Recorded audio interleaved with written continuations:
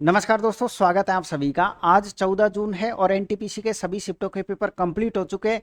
कुछ स्टूडेंटों ने हमारे व्हाट्सएप पर जो मैथमेटिक्स के क्वेश्चंस भेजे थे उनके बेस पर मैं आपको कुछ क्वेश्चन सॉल्व करवा रहा हूं, ताकि अगर आपकी आने वाले टाइम में एनटीपीसी के एग्जाम है तो ये क्लास आपके लिए 100% मस्ट हो सके। जैसे फॉर एग्जाम्पल के लिए अगर हम बात करें एलजेब्रा की, तो स्टूडेंटों का ये कहना था कि सर एलजेब्रा में इस फॉर्मूले के बेस पर क्वेश्चन पूछा गया था। क्या फॉर्मूला है आपके पास? है X cube Y cube Z cube minus 3xy z। कल भी इस फॉर्मूले के बेस पर क्वेश्चन पूछा गया था और आज भी क्वेश्चन पूछा गया है। तो हम इस तरीके के क्वेश्चन को किस तरीके से 5 सेकंड में बना सकते हैं एग्जाम में? दो तरीके हैं। या तो आप इसको बेसिक तरीके से करिए। बेसिक तरीके में करना क्या है कि जब आप इसके फैक्टर करोगे तो दो फैक्टर आएंगे। पहला जो कोष्टक आएगा उसमें X plus Y plus Z आएगा, और अगला जो टुकड़ा आएगा उसमें आएगा X square plus Y square plus Z square minus X Y minus Y Z. इस तरीके से पूरी चौड़ी लंबी चौड़ी कहानी चलती है। तो ऐसा तो हमको कुछ नहीं करना है, बल्कि करना क्या है आपको, अगर आपकी एग्जाम में कभी भी इसके फॉर्मूले के बेस पर कोई क्वेश्चन आता है तो आपको एक शॉर्ट तरीके का यूज करना है। और शॉर्ट तरीका क्या रहेगा आपके पास? है आपके पास है शॉर्ट तरीका ये रहेगा कि 9bd²। इस फॉर्मूले का आप यूज करिएगा और आंसर लेकर के आइए बिल्कुल 5 सेकंड के अंदर। क्लियर है? 9 की जगह आप 9 लिखोगे। अब आप ये कहोगे सर बी का अर्थ क्या है, तो बी का अर्थ है आपके पास है ये ए का मान है, ये बी का मान है, और ये आपके पास है सी का मान है। तो बी का मान कितना आपके पास है? 111 है। डी क्या है आपके पास है? डिफरेंस है। आप बताइएगा कि इनमें कितने कितने का डिफरेंस है, तो इन सब में कितने का डिफरेंस है? एक का है। तो एक का आप वर्ग कर दीजिए, एक का क्या कर दीजिए? आप वर्ग कर दीजिएगा। अब करना कुछ नहीं, इन सबको आप मल्टीप्लाई करिए। जैसे ही हम इन सबको मल्टीप्लाई करेंगे तो हमारे पास है क्या आएगा? 999 आएगा। बताइएगा किस ऑप्शन में आपके पास है? तो आप ये कहोगे सर ए ऑप्शन एकदम राइट आंसर है। एक बार फिर से समझने की कोशिश करिएगा कि मैं आपको क्या समझाने की कोशिश कर रहा हूँ। जैसे मान लीजिए आपके एग्जाम में ये क्वेश्चन आ जाता है तो आपको कैसे बनाना है। क्या क्वेश्चन है आपके पास? है सर क्वेश्चन हमारे पास है ये है कि A B C A cube B cube C cube minus 3abc इसका हमसे मान पूछा है। और किस टाइप का क्वेश्चन है? जिसमें ए का मान दे रखा है, बी का मान दे रखा है और सी का हमको मान दिया हुआ है। तो एक बार वापस से उसी फॉर्मूले का यूज करिए ताकि आपका कॉन्सेप्ट क्लियर हो सके। क्या फॉर्मूला हमने लगाया है? सर हमने शॉर्ट में फॉर्मूला लगाया है, और फॉर्मूला था हमारे पास में, क्या फॉर्मूला था आपके पास? है 9, ये बी, और ये था आपके पास है डी²। क्लियर है आपके पास? 9 की जगह आप 9 लिखिएगा। और बी का मतलब क्या है आपके पास? बी का मान कितना है? सर्च करिए। ये आपके पास बी का मान है। बी का मान कितना है आपके पास? 1004 है। चलिएगा तो आप बताइए इसमें डी का मान कितना है? कितना है डी? इनका डिफरेंस कितने का दिख रहा है आपको? 3 का है। क्योंकि देखिए सभी संख्याओं में आपके पास है, इसमें और इसमें 3 का अंतर है, उसमें 3 का अंतर है। तो करना कुछ नहीं है, 3 का आप क्या कर दोगे? वर्ग कर दोगे। तो ये 9 हो जाएगा, और 9 को आप 9 के साथ मल्टीप्लाई करोगे तो कितना हो जाएगा आपके पास? है सर हमारे पास 81 हो जाएगा। और इसको आप इसके साथ में क्या कर दीजिए? मल्टीप्लाई। तो आप 4 से मल्टीप्लाई कर दीजिए इसको। सर ये 4 और ये हो जाएगा 32, और ये कितना हो जाएगा आपके पास? है 81। किस ऑप्शन में आपके पास है? आपके पास डी ऑप्शन एकदम करेक्ट आंसर है। तो अगर मान लीजिए इस फॉर्मूले के बेस पर कल या परसों जब भी आपका पेपर है अगर कोई क्वेश्चन आता है, तो मैं उम्मीद कर रहा हूँ कि अब आप गलत करके नहीं आओगे। चलिएगा और कुछ क्वेश्चनों से प्रैक्टिस करते हैं। जैसे कुछ स्टूडेंटों का ये कहना था कि सर ट्रेन से रिलेटेड क्वेश्चंस भी पूछे गए थे। ये रहा आपके पास है क्वेश्चन। क्वेश्चन क्या है आपके पास? है एक रेलगाड़ी 400 मीटर लंबे प्लेटफॉर्म को 50 सेकंड में और एक अन्य 600 मीटर लंबे प्लेटफॉर्म को 60 सेकंड में पार करती है। तो आपसे ये पूछेगी, आपको ये बताना है कि इस रेलगाड़ी की चाल कितनी होगी। दो तरीके हैं क्वेश्चन को सॉल्व करने का। एक तरीका तो आप बेसिक से जाइएगा, और एक तरीका ये है कि आप शॉर्ट से जाइएगा ताकि आपका टाइम बच सके, 5 से 10 सेकंड में आप आंसर ले आओ। अब हम इस क्वेश्चन को शॉर्ट से कैसे बनाएंगे? जैसे क्वेश्चन है ना, पहले तो आप इसको जमाइएगा। एक रेलगाड़ी है, वह रेलगाड़ी 400 मीटर लंबा एक प्लेटफॉर्म है। प्लेटफॉर्म की लंबाई कितनी है आपके पास? है 400 मीटर है। 400 मीटर लंबे प्लेटफॉर्म को पार करने का जो समय आपके पास दे रखा है वो दे रखा है आपको 50 सेकंड। कितना दे रखा है आपको? 50 सेकंड दे रखा है।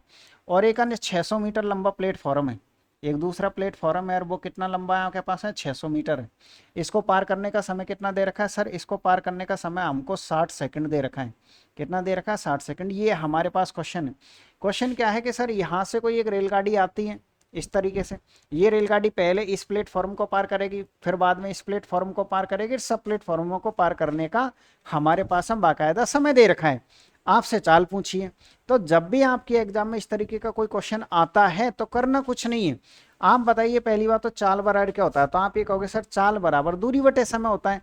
अगर चाल बराबर आपके पास है दूरी बटे समय होता है तो दूरी कौन सी लेनी है, इन दोनों का डिफरेंस, इनका अंतर कितने का है आपके पास, तो आप ये कहोगे सर इनका अंतर आपके पास है 200 है, इन दोनों का डिफरेंस कितना है आपके पास है 10 है, तो बस आपका आंसर आ जाएगा। यानी कि स्पीड चाल बराबर क्या होता है आपके पास है सर, हमारे पास है दूरी बटे समय होता है, दूरी बटे क्या होता है आपके पास है समय। लेकिन ये जो आंसर आएगा वो आएगा मीटर प्रति सेकंड में, ये किस में आएगा आपके पास मीटर प्रति सेकंड में। आपको किस में चाहिए, किलोमीटर में, तो किलोमीटर एक बड़ी यूनिट होती है, तो बड़ी संख्या आप पहले बोलोगे, तो सर हम 18/5 से क्या करेंगे मल्टीप्लाई, 50 से कितनी बार कट जाएगा आपके पास है 4 बार। तो इस तरीके से आपका जो आंसर आएगा वो आएगा 72 किलोमीटर पर आवर। कितना आएगा 72 किलोमीटर पर आवर, जो कि इस ऑप्शन में आपके पास है, जो कि आपको ए ऑप्शन में देखने को मिलेगा। अब आप ये कहोगे कि मान लीजिए सर इस क्वेश्चन के अंदर रेलगाड़ी की चाल नहीं पूछता और आपसे ये पूछ लेता कि आप तो ये बताइएगा कि रेलगाड़ी की लंबाई कितनी है इसी क्वेश्चन में, और इसी शॉर्ट तरीके से आप बताइएगा। यानी कि अगर मान लीजिए आपसे रेलगाड़ी की क्या पूछ लेता लंबाई, तो रेलगाड़ी की लंबाई हम किस तरीके से निकाल पाएंगे, ये लंबाई किसकी निकालेंगे हम, सर ये जो लंबाई हम निकालेंगे वो निकालेंगे ट्रेन की। किसकी लंबाई निकाल रहे हैं हम, ट्रेन की। तो ट्रेन की अगर हमसे लंबाई पूछ ली जाए तो हम कैसे करेंगे शॉर्ट तरीके से, तो लंबाई अगर आपको निकालनी है तो कुछ नहीं करना है, सबसे पहले क्या काम करना है, क्रॉस का अंतर लेना है। यानी सर इसको तो इसके साथ मल्टीप्लाई करना है, इसको इसके साथ मल्टीप्लाई करना है। तो देखिए अगर हम इसको इसके साथ मल्टीप्लाई करेंगे कितना हो जाएगा हमारे पास है, तो हमारे पास हो जाएगा 30,000, जिसको हम 30 के लिख सकते हैं, 30,000 हो जाएगा। और अगर हम इसको इसके साथ मल्टीप्लाई करेंगे तो हमारे पास कितना हो जाएगा आपके पास 24,000, जिसको हम 24 के लिख सकते हैं। और बट्टे में क्या आएगा सर, बट्टे में वही समय का अंतराल आएगा, यानी कितना आपके पास है 10 है। तो 30,000 में से अगर आप 24,000 घटा देते हो 6,000 आएगा, और 6,000 में अगर आप 10 का भाग दे देते हो तो कितना बचेगा आपके पास है 600 मीटर। तो इस तरीके से हमारे पास फाइनली जो आंसर आ गया ट्रेन की लंबाई वो 600 मीटर है। अब आप बेसिक तरीके से करके देख लीजिए, ट्रेन की लंबाई निकाल लीजिए आपके पास 600 मीटर आएगी, ट्रेन की चाल निकाल लीजिए आपके पास कितनी आएगी 72 किलोमीटर पर आवर। अब आप ये कहोगे सर कुछ भी समझ में नहीं आया है, चलिए आपने ये कहा था कि स्पीड तो हमने निकाल दी, अगर ऐसे क्वेश्चन में स्पीड निकालनी है तो आपको कुछ नहीं करना, ऊपर का अंतर बटे नीचे का अंतर ले लेना है। इनका अंतर कितने का आपके पास सर, जो भी लंबाई दे रखी है उनका अंतर लेना है और यहाँ पर समय का अंतर लेना है, तो स्पीड आ जाएगी। ये क्या था, तो इसको अगर आप एक फॉर्मूले का रूप लेना चाहते हो ना, तो ये है आपके पास है क्रॉस का अंतर। जैसे अगर आप इसके लंबाई के लिए फॉर्मूला बनाना चाहें तो ये क्या है आपके पास सर, ये है आपके पास है क्रॉस गुणा का अंतर, क्रॉस गुणा का क्या है आपके पास है अंतर है। और बट्टे में क्या लेना है सर, बट्टे में आपको लेना है समय का अंतर, बट्टे में क्या लेना है आपको सर, समय अंतराल या समय का अंतर आप कह सकते हो, समय का क्या लेना अंतर। बस इस बात को आप ध्यान में रखिएगा, मैं कोशिश कर रहा हूं कि आपको ये बात समझ में आ सके कि ऊपर हमने क्या लिया सर, क्रॉस का अंतर लिया है, क्रॉस गुणा का अंतर लिया है। लंबाई जब भी निकालनी है क्रॉस गुणा का अंतर अपॉन समय का अंतर आपको लेना है। अब अपने दिमाग से थोड़ा सा दिल को शांत करके और इस फॉर्मूले को पढ़िए एक बार। पढ़ा, क्रॉस गुणा का अंतर बटे समय का अंतर। चलिएगा अगर आपने इस फॉर्मूले को पढ़ा है तो हम एक और क्वेश्चन से समझने की कोशिश करते हैं। ये रहा हमारे पास क्वेश्चन, एक रेलगाड़ी किसी प्लेटफॉर्म पर खड़े व्यक्ति को 8 सेकंड में पार करती है। इस बार प्लेटफॉर्म को पार नहीं करेगी बल्कि व्यक्ति को पार करेगी। और आपने अगर ये चैप्टर पढ़ा है तो वहां हर कोई टीचर ने ये समझाया होगा कि रेलगाड़ी के सामने अगर कोई नाम मात्र की वस्तु है, जैसे कोई व्यक्ति है, पेड़ है, खंबा है, पक्षी है, तो इनकी जो लंबाई हम मानते हैं वो शून्य मानते हैं, इनकी लंबाई हम कितना मानते हैं शून्य मानते हैं। तो हम ये कह सकते हैं सर ये कोई एक रेलगाड़ी है, ये पार करेगी पहले किसी व्यक्ति को, तो व्यक्ति की लंबाई तो हम 0 मीटर मानेंगे। तो इसको पार करने का जो समय दे रखा है वो कितना दे रखा है हमको 8 सेकंड का दे रखा है। कितना दे रखा है 8 सेकंड का दे रखा है। फिर इसके बाद इससे क्रॉस करेगी, आगे बढ़ेगी रेलगाड़ी और आगे बढ़ करके एक प्लेटफॉर्म को पार करेगी जिसकी लंबाई आपके पास है 264 मीटर। और इसे पार करने का जो समय है वो कितना आपके पास है, वो आपके पास है 20 सेकंड। वो कितना आपके पास है 20 सेकंड। अब आपसे क्या पूछना चाह रहा है, आपसे ये पूछना चाह रहा है कि आप इसमें रेलगाड़ी की लंबाई बताइएगा। तो रेलगाड़ी की लंबाई हम कैसे निकालते हैं, आप थोड़ा सा यहाँ पर वापस से आइएगा। हम ऐसे निकालते हैं सर रेलगाड़ी की लंबाई, यानी क्रॉस का अंतर लेते हैं। तो रेलगाड़ी की अगर आपसे लंबाई पूछी है तो रेलगाड़ी की लंबाई हम कैसे निकालेंगे सर? सबसे पहले हम क्या करेंगे, क्रॉस का अंतर। तो क्रॉस का अंतर देखो, इसमें अगर हम इसको इससे मल्टीप्लाई करते हैं ना, तो ये शून्य है, शून्य को किसी के साथ मल्टीप्लाई करते ही शून्य हो जाएगा। इसका मतलब सर ये तो जीरो हो गया, तो केवल इसी को इसके साथ मल्टीप्लाई कर दो, यानी हम ये कह सकते हैं सर 264, इसको आप 8 के साथ मल्टीप्लाई कर दो, माइनस जीरो लिखने की आवश्यकता नहीं है। और बट्टे में तो ये समय का अंतर आएगा आपके पास, तो इसमें से आप ये घटाओगे तो कितना आएगा आपके पास 12 सेकंड, तो 12 आप यहाँ लिखिएगा। अब 12 से काटिएगा, ये खुद एक बार कट जाएगा, और 12 दूनी का 24 और 12 दूनी का 24, तो फिर आंसर कितना आएगा, 8 दूनी का 16, 16 और 2 कितना हो जाएगा 18, यानी सर 188 मीटर आपका करेक्ट आंसर बनेगा, जो कि किस ऑप्शन में आपके पास है, जो कि ए ऑप्शन में है, जो कि किस ऑप्शन में, ए ऑप्शन में। अब आपको करना क्या है, इसकी जो चाल है वो चाल कितनी आएगी, किसमें, किलोमीटर पर आवर में। इसकी चाल किलोमीटर पर आवर में आपको बतानी है, और वो आंसर करना आपको कमेंट्स बॉक्स में टाइप। आपको करना क्या है, इसकी चाल बतानी है किलोमीटर पर आवर में, और कमेंट्स में आपको आंसर देना है कि इसकी चाल कितनी आएगी। क्लियर है आपके पास? चलिएगा, तो फिर हम फिर से चलते हैं। आपके पास एक क्वेश्चन गोले से रिलेटेड था, हालांकि उसमें गोले का आयतन पूछा गया था, सीधे उसकी त्रिज्या दे रखी थी, लेकिन मैंने क्या किया कि थोड़े से क्वेश्चन को और अच्छे लेवल का ले लिया है, ताकि आपको क्वेश्चन अच्छे से समझ में आ सके, और थोड़ा बहुत गोले के बारे में भी आप जान सकें। क्या है क्वेश्चन, यदि किसी गोले का आयतन आपको इतना दिया हुआ है, तो आप उसका पृष्ठीय क्षेत्रफल बताइएगा। सबसे पहले अगर हम बात करें, तो गोले के बारे में आपको क्या चीज़ें पता होनी चाहिए। जैसे सर हमारे पास है, ये कोई एक गोला है, और ये है मान लीजिए इसकी त्रिज्या, ये क्या है आपके पास है, इसकी त्रिज्या है। तो पहला पॉइंट सबसे पहले आपके पास ये आता है कि आपको इसका आयतन, इसका वॉल्यूम पता होना चाहिए। तो गोले का जो आयतन होता है वो क्या होता है सर, गोले का आयतन होता है आपके पास है 4/3, और ये होता है आपके पास है πr², ये गोले का आयतन होता है। इसके अलावा दूसरी बात आपको क्या पता होना चाहिए सर, गोले का जो पृष्ठीय क्षेत्रफल है, जो सरफेस एरिया है, जो सरफेस एरिया वो भी आपको पता होना चाहिए। यानी आप ये कह सकते हो सर, ये आपको सरफेस एरिया भी पता होना चाहिए। पृष्ठीय क्षेत्रफल क्या होता है, क्या पास है 4πr²। ध्यान रखिएगा, कभी भी जब आप एरिया की बात करते हो, क्षेत्रफल की बात करते हो, तो वो स्क्वायर में ही आता है, और आयतन हमेशा क्यूब में आता है। मैंने एक क्लास डाली थी, उसमें भी आपको ये समझाया था कि क्षेत्रफल का मतलब होता है सिर्फ 2 भुजाओं का गुणनफल, और आयतन का मतलब होता है 3 भुजाओं का गुणनफल। किसी भी आकृति का अगर आपको कभी भी आयतन निकालना है, तो आप ये मान के चलिए कि उसमें 3 भुजा जरूर गुणा होगी। जैसे अगर हम इसमें बात करें, तो इसमें देखिए 4/3 पाई, ये तो आगे निशान है, जैसे आकृति है वैसा निशान लगेगा। लेकिन यहाँ पर देखिए r⁻3, इसका मतलब r कितनी बार गुणा हुआ है, 3 बार, और यहाँ r⁻2 है, मतलब r कितनी बार गुणा हुआ है, 2 बार। क्लियर है? तो गोले के बारे में आपको सिर्फ और सिर्फ इतनी ही बातें ध्यान रखनी है, बाकी कुछ ध्यान नहीं रखना होता है।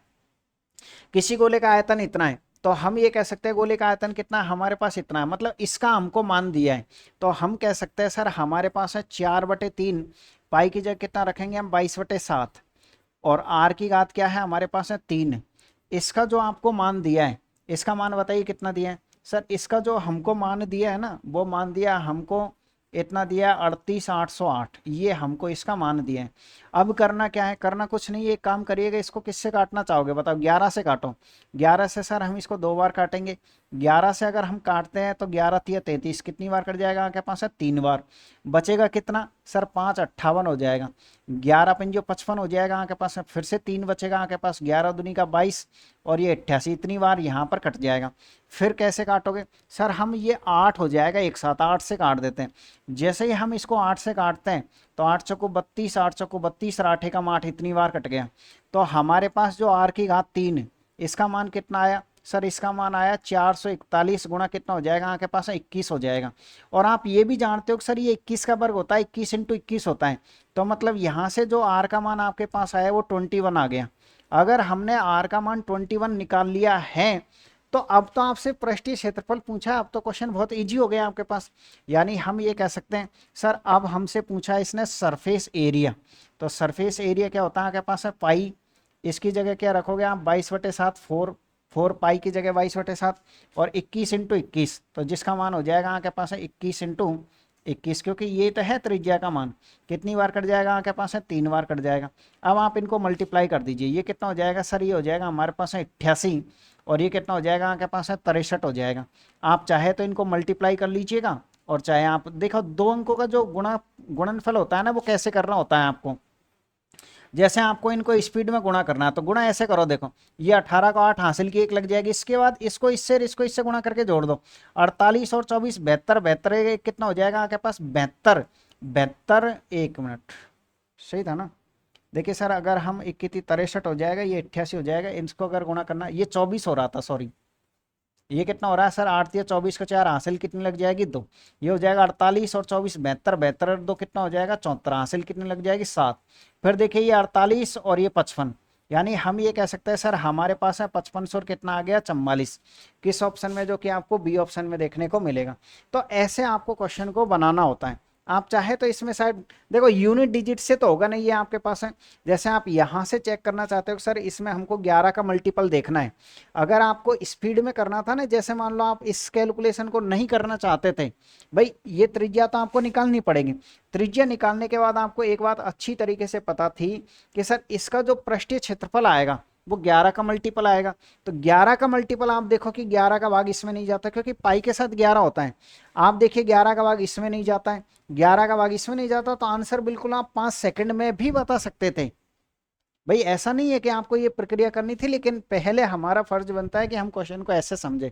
एग्जाम में अगर कोई क्वेश्चन ऐसा आता तो सर इसका जो पृष्ठीय क्षेत्रफल होता है वो पृष्ठीय क्षेत्रफल देखो, त्रिज्या निकालने की भी आपको आवश्यकता नहीं थी, सर पृष्ठीय क्षेत्रफल हमको पता है कि ये होता है और इसके अंदर 22/7 होता है, मतलब जो भी संख्या आएगी वो 22, यानी कि 22 को हम 11 लिख सकते हैं, 11 × 2, यानी जो भी संख्या आएगी वो 11 का मल्टीपल जरूर होगी, क्योंकि कोई संख्या अगर 11 से गुणा होकर के बन रही है तो 11 का भाग भी जाएगा। अब 11 का भाग जिस ऑप्शन में जाएगा वही आंसर है, तो हम सीधे आंसर कह सकते थे कि सर हमारे पास में ये आंसर करेक्ट होगा। क्लियर है? तो ऐसे हमने इस गोले के क्वेश्चन को सरल किया, दोनों तरीके मैंने आपको बता दिए हैं कि आप कैसे कर सकते हो। चलिएगा एक और क्वेश्चन लीजिएगा आप, क्या क्वेश्चन है आपके पास? सर क्वेश्चन हमारे पास है, ये प्रॉपर दिख रहा है क्वेश्चन? ओके। एक वॉशिंग मशीन का अंकित मूल्य कितना आपके पास है? 25,000 है और यह 12% और 10% की 2 क्रमिक छूट के साथ उपलब्ध है, ग्राहक के लिए इसका अंतिम मूल्य कितना देना होगा? अब आप चाहे तो इस क्वेश्चन को बहुत स्पीड में बना सकते हो। कैसे बना सकते हो कि सर अगर मान लीजिए एक डिस्काउंट 12% का है तो हमको ये लिखना पड़ेगा 88/100 लिखना पड़ेगा कहीं ना कहीं, और इसके अंदर भी हम ये कह सकते हैं कि 8 × कितना आ रहा है 11, मतलब सर जो भी आंसर आएगा ना उसमें 11 का भाग जरूर जाएगा, ये कन्फर्म है। अब आप देखिए किसमें 11 का भाग जाता है, इसमें जा रहा नहीं जा रहा, क्या इसमें जा रहा है 11 कम 11 85 नहीं जाएगा, इसमें नहीं जा रहा, सिर्फ इसी में जा रहा, तो यही आपका राइट आंसर है। और वैसे आप तरीके से बनाइए ना क्वेश्चन को, क्यों नहीं बनाओगे? ये आपका तरीका था कि अगर आप थोड़े अच्छी तरीके से समझते हो, अच्छे से मैथ पढ़ के एग्जाम देते हो, तो फिर 100% आप 30 क्वेश्चंस जो मैथ के आते हैं उन 30 में से आप 28-29 आराम से सॉल्व कर सकते हो, और 30 के 30 सॉल्व करना भी कोई बड़ी बात नहीं है। ऐसे हम क्वेश्चन को कैसे बनाएंगे? सर किसी वस्तु का अंकित मूल्य कितना आपके पास है? 25,000 है। अगर आप इसी तरीके से कंप्लीट मैथ पढ़ना चाहते हो बिल्कुल फुल अपडेटेड क्वेश्चनों के साथ में, तो आपको करना क्या है, आपको ये जो लाइन दिखाई दे रही है इस लाइन को पढ़ो। मैथ स्पेशल के लिए डाउनलोड करिए उपकार क्लासेज जयपुर एप्लीकेशन, आप प्ले स्टोर पे जाके उपकार क्लासेज जयपुर के नाम से एप्लीकेशन डाउनलोड करिए, वहां पर रेलवे चैंपियंस 3.0 के नाम से बहुत सुंदर तरीके से कोर्स को डिजाइन कर रखा है, बहुत सुंदर तरीके से कोर्स को डिजाइन है, यानी कि सब कुछ पीडीएफ वगैरह प्रिंटेबल मार्केट से आप प्रिंट ले सकते हो, वो प्लस डिजिटल बोर्ड के सॉल्यूशन वाली प्रिंट पीडीएफ सब कुछ अवेलेबल है, और इतने सुंदर तरीके से डिजाइन किया कोर्स को भी आप वास्तव में याद रखोगे। और अगर आप रेलवे की तैयारी नहीं करना चाहते हो तो वहां पर एक मैथ स्पेशल का बैच भी है, आप उसे भी ज्वाइन कर सकते हो, उसमें रेलवे का बैच आपको ऑलरेडी फ्री मिल जाएगा। ठीक है, तो अगर आप मुझसे कंप्लीट कोर्स करना चाहते हो फुल अपडेटेड क्वेश्चनों के साथ बिल्कुल तसल्ली से और प्यार प्रेम से समझते समझते, तो आप प्ले स्टोर पर जाके उपकार क्लासेज जयपुर के नाम से एप्लीकेशन डाउनलोड कर सकते हो। ठीक है, चलिएगा अब हम इस क्वेश्चन को आगे बनाने की कोशिश करते हैं। आप क्वेश्चन को पढ़ लीजिए आराम से। सर क्वेश्चन हमारे पास है ये कि एक वॉशिंग मशीन का अंकित मूल्य इतना है, पहला जो डिस्काउंट है वो कितना आपके पास 12% है, तो कितना हो जाएगा आपके पास 88 कितना हो जाएगा 100, दूसरा डिस्काउंट कितना 10 का, तो 90 कितना हो जाएगा आपके पास है 100। करना कुछ नहीं है, बस काटा पीटी करिएगा, ये 4 जीरो आपकी ये देखो ऊपर 4 जीरो नीचे 4 जीरो खत्म हो जाएगी, 25 90 कितना होता है आपके पास है 225 होता है, और इसको आपको मल्टीप्लाई किससे करना है, 88 से। तो जैसे ही आप मल्टीप्लाई करोगे तो फिर आपके पास ये करेक्ट आंसर आ जाएगा। और वैसे आप चाहते हो तो पूरा भी मल्टीप्लाई मत करिए, यहाँ से डीएस मेथड लगा दीजिए, डिजिटल संबाड़ा। डिजिटल संबाड़ा कैसे लगा दीजिए, सर देखिए ये अंकों का योग 9 हो रहा है, और अगर हम 9 को किसी के साथ मल्टीप्लाई करें तो वह उसका डिजिटल सम 9 ही कर देता है। तो जिसका डीएस 9 होगा वो ही आंसर है। आप देखिए इसका डीएस 2 है, इसका डीएस 6 है, इसका डीएस 1 है, तो इसी का डीएस 9 है, तो ये भी आपके पास करेक्ट आंसर था। ऐसे भी आप स्पीड में बना सकते थे। अगर आपका दिमाग यहाँ से नहीं लगता तो आप इनको पूरा गुणा करने की आवश्यकता नहीं है, बल्कि आप ये देखिए जब हम इनको जोड़ेंगे तो 7 और 2 9 हो रहा है, और जब हमारे पास है 9 आ जाता तो 9 को आप किसी से मल्टीप्लाई करो, उसका जो आंसर आएगा ना उसमें भी अंकों को जोड़ने पर 9 ही आएगा, उसमें भी अंकों को जोड़ने पर कितना आएगा आपके पास, 9 ही आएगा, ये बात है। चलिएगा आइए कुछ और क्वेश्चंस करते हैं। ये क्वेश्चन भी काफ़ी इस बार रहा है, लगभग हर एग्जाम में ये पूछा जाने लग गया है। क्या क्वेश्चन है आपके पास, सर 3 संख्या है हमारे पास है, इतने के अनुपात है, सबसे छोटी और सबसे बड़ी संख्या के बीच का डिफरेंस है, वह संख्या ज्ञात करो जो ना तो बड़ी होनी चाहिए ना छोटी होनी चाहिए, मतलब इसको बीच की संख्या निकालनी है। कौन सी संख्या निकालनी है, बीच की संख्या निकालनी है। तो कैसे करोगे आखिरकार, देखिए आपको यहाँ पर ये सीखना है कि सर मान लीजिए कोई अनुपात इस फॉर्मेट में दे रखा है और आपको कोई राशि बांटनी है, तो बांटनी कैसे है। तो सबसे पहला काम क्या है, सर सबसे पहला काम आपका ये है कि आप इस अनुपात को सरल अनुपात में बनाइए। कभी भी ये जो राशि है यहाँ पर राशि किसी भी फॉर्मेट में हो, चाहे अंतर के, चाहे योग के, चाहे कोई से फॉर्मेट में, इसमें आप राशि को नहीं बांट सकते, बल्कि इसको सरल करना पड़ता है। सरल करने के 2-3 तरीके हैं। सबसे बेस्ट तो यह है कि आप लघुत्तम लेके लघुत्तम हटा दो। जैसे इन सबका लघुत्तम कितना आएगा, तो आप ये कहोगे सर इन सबका लघुत्तम 30 आ जाएगा। इसके बाद 5 का भाग कितनी बार जाएगा, 6 बार। अब 6 को आप 4 से गुणा करो तो पहली संख्या कितनी होगी आपके पास है, 24 हो गई, अनुपात का निशान। आप बताइए 6 का भाग कितनी बार जाएगा, 5 बार। 5 को 5 से मल्टीप्लाई करो कितना हो जाएगा, 25 हो जाएगा। 10 का भाग कितनी बार जाएगा, 10 बार, वो 3 बार, तो ये 27 हो जाएगा। अब इस बात को अच्छे से ध्यान रखो कि एलसीएम आपका हटा हुआ है यहाँ पर। ऐसे नहीं कह सकते कि सर एलसीएम को क्यों हटाया है, मैं कह रहा हूँ कि एलसीएम को हम हटा हुआ यहाँ पर मानते हैं। फिर हमारे पास 3 संख्या क्या हो गई सर, 24, 25 और कितनी हो जाएगी आपके पास है, 27 हो जाएगी। अब आपसे क्वेश्चन ने क्या कहा है, सर हमसे क्वेश्चन ने ये कहा है कि सबसे बड़ी और सबसे छोटी संख्या, सबसे छोटी और सबसे बड़ी संख्या ये, इनके बीच कितना अंतर है। तो आप ये कहोगे सर इनके बीच 3 यूनिट का अंतर है। क्वेश्चन ये कह रहा है भाई साहब 3 यूनिट का अंतर नहीं है, बल्कि अंतर कितने का है, 12 का है। तो 3 यूनिट का मान अगर 12 है तो जिसका हम मान निकालते हैं उससे मल्टीप्लाई करते हैं, जिसका भी मान निकालते हैं हम उससे क्या करते हैं, मल्टीप्लाई करते हैं। तो मान किसका निकालना है, बीच की संख्या का, यानी 25 का आपको मान निकालना है। तो 25 से हम मल्टीप्लाई करिए, 3 से ये कितनी बार कट जाएगा, 4 बार। तो इस तरीके से हम ये कह सकते हैं कि सर हमारे पास है 100 एकदम करेक्ट आंसर हो गए, जो कि आपको सी ऑप्शन में देखने को मिलेगा। ऐसे आपको एग्जामों में क्वेश्चन सॉल्व करने होते हैं। चलिएगा आइएगा कुछ और क्वेश्चनों की हम शुरुआत करते हैं। ये आपके पास पार्टनरशिप का क्वेश्चन है। ये भी क्वेश्चन कल भी पूछा गया था पार्टनरशिप का, आज भी क्वेश्चन पूछा गया है। क्या है क्वेश्चन देखिएगा, ए और बी द्वारा एक साथ किसी छोटे व्यवसाय की शुरुआत करने के लिए 15,000 रुपए का निवेश किया गया, ठीक है। उन्हें वर्ष के अंत में 2,000 रुपए का लाभ हुआ। बी ने लाभ में से अपना हिस्सा 600 रुपए लिया, ठीक है। ए का निवेश बताइए।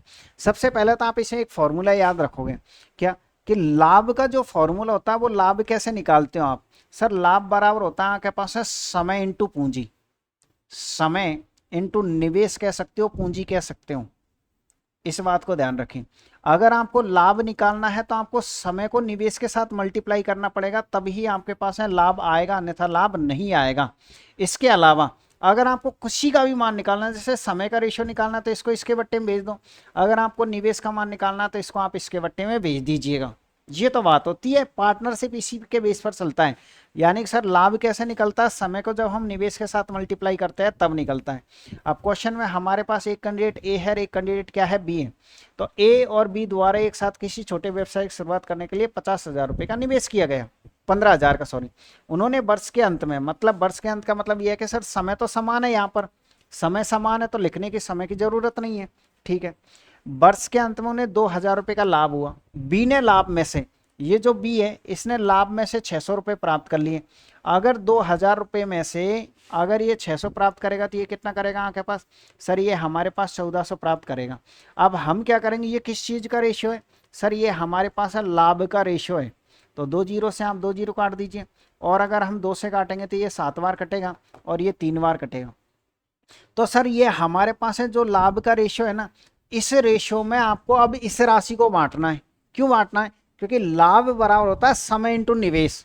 तो एक तरीके से हम ये कह सकते हैं कि ये भी हमारे पास लाभ की श्रेणी में आ जाएगा। अब लाभ को हम लाभ में तो बांट ही सकते हैं ना, लाभ को हम लाभ में तो बांट ही सकते हैं, या फिर आप ये कह सकते हैं इसको निवेश बना लीजिए। लाभ का अनुपात तो है, निवेश का अनुपात कैसे बनेगा? सर इसमें समय का भाग दे दीजिए, तो एक एक का भाग दे दीजिए ना, आप एक एक का भाग दे दीजिए, कोई इफेक्ट नहीं पड़ेगा।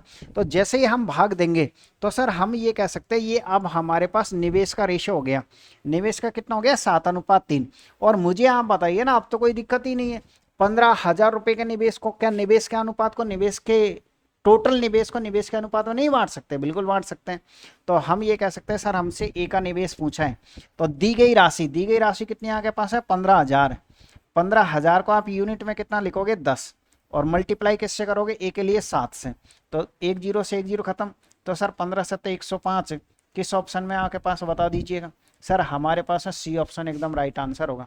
तो ऐसे आपको क्वेश्चन को बनाना था, ये मैंने एक लाइन एक्स्ट्रा आपको समझाने के लिए लिखी है ताकि आपको कन्फ्यूजन नहीं हो, अन्यथा आप सीधे यहाँ भी बांट दीजिए, उससे कोई इफेक्ट नहीं पड़ेगा। लेकिन एक एक लाइन अगर आप सीखोगे तो आपको किसी भी तरह की कोई समस्या नहीं आएगी, इस बात को ध्यान रखिएगा। चलिएगा आइएगा कुछ और क्वेश्चनों से हम प्रैक्टिस करते हैं। एक प्रॉफिट और लॉस का इस तरीके का भी क्वेश्चन पूछा गया था, आप जरा पढ़िए क्वेश्चन को, अच्छा लेवल का क्वेश्चन है आपके पास। है क्या क्वेश्चन है? किसी वस्तु को इसके मूल विक्रय मूल्य के 4/10 पर बेचने पर निर्भया को 17% की हानि होती है। यदि वह इसे 88% पर बेचे तो लाभ परसेंट कितना होगा? बहुत इजी क्वेश्चन है।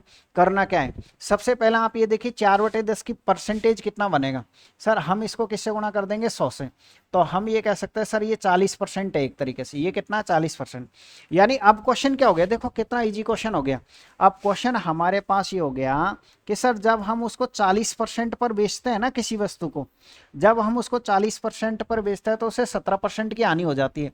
17% की हानि का मतलब कितना आपके पास है? 73%। भाई 40% की हानि है, तो 40% की हानि किसके बराबर है? वो सॉरी यार, किसी वस्तु को जब हम 40% पर बेचते हैं तो उसे 17% की हानि होती है।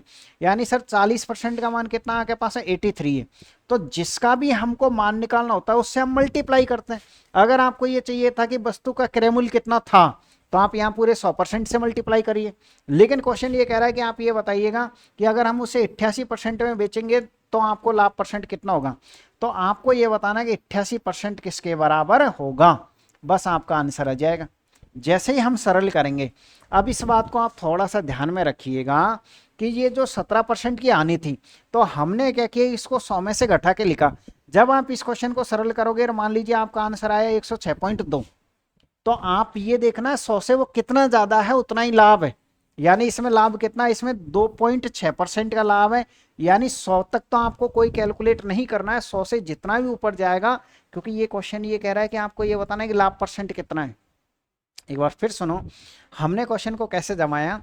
सर 40% 83 के बराबर है, तो 88% किसके बराबर होगा? ये 83 कहां से आया? क्योंकि ये हानि है। आप ये कहोगे अगर लाभ होता तो फिर यहाँ पर 117 आता। कितना आता? 117 आता। अब आप क्वेश्चन को बना लीजिएगा। करना कुछ नहीं है सर, आप 4 से काटिएगा, कितनी बार कटेगा? 10 बार।